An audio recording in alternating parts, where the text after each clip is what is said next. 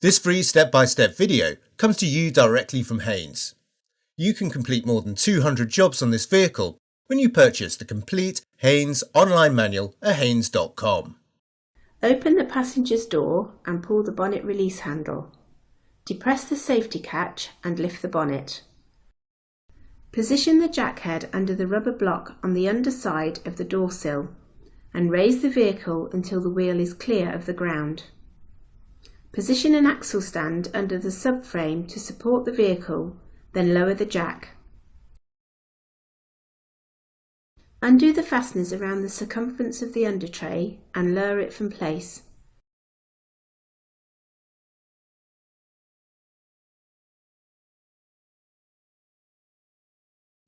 Slacken the engine sump drain plug half a turn and position a suitable container beneath the sump. Unscrew the drain plug completely and allow the old oil to drain into the container. Undo the retaining bolt and move the coolant expansion tank to one side.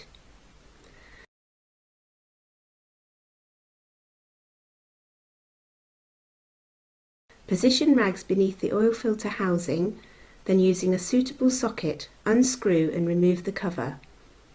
The filter element may come with the cover or may need to be pulled out of the housing.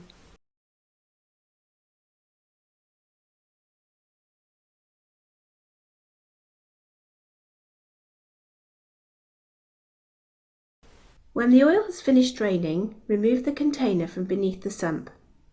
Clean the area around the plug hole, then clean the drain plug and fit a new sealing washer. Refit the drain plug and tighten it to the specified torque.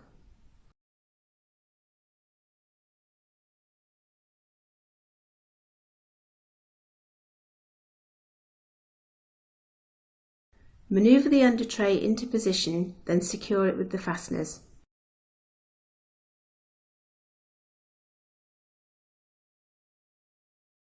Raise the vehicle and remove the axle stand. Lower the vehicle to the ground. Where necessary, pull the old filter element from the cover and prise off the old sealing ring. Give the cover a good clean along with the oil filter housing.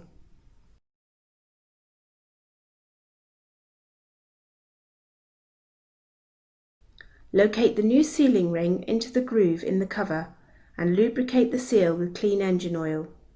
Smear a little clean engine oil on the seal ring at the base of the filter element locating lug. Manoeuvre the new filter element into the housing, ensuring the lug at its base aligns with the locating hole in the housing.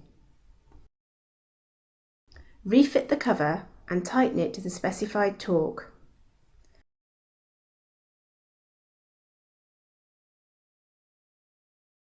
Reposition the coolant expansion tank and secure it with the retaining bolt.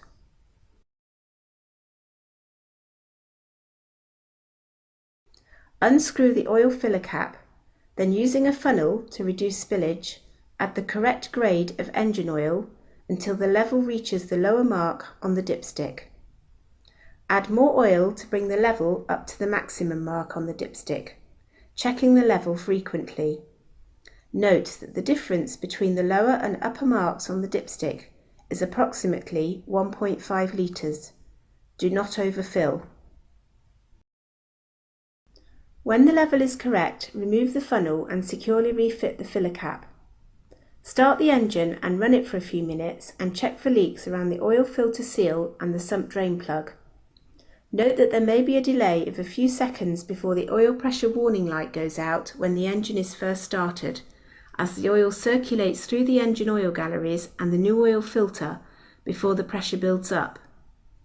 Switch off the engine and wait a few minutes for the oil to settle in the sump once more. With the new oil circulated and the filter completely full, recheck the level on the dipstick and add more oil as necessary. Firmly lower the bonnet and check it's securely locked.